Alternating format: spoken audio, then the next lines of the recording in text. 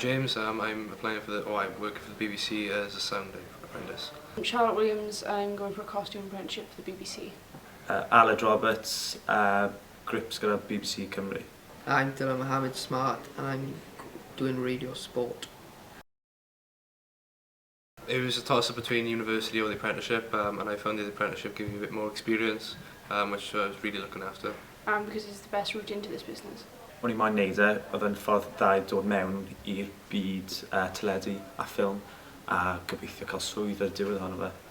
When I seen the apprenticeship, I seen it was sport and I got a huge passion for sport, so I thought I'd fall really well into it.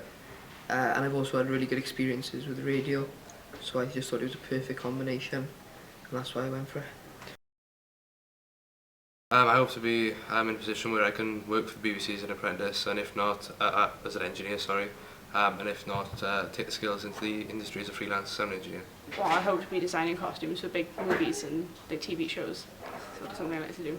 Wel, ar ôl wneud blwyddyn o hwn, gobeithio cael swydd gyda'r bib, a os ddim, trio cael swyddi yn y byd teledu a ffilm gyda unrhyw un sy'n moyn. I hope to see myself in the gain a lot of experience and know a lot more about the industry and where I'll be working, and hopefully at the end of it get a job doing the thing I love.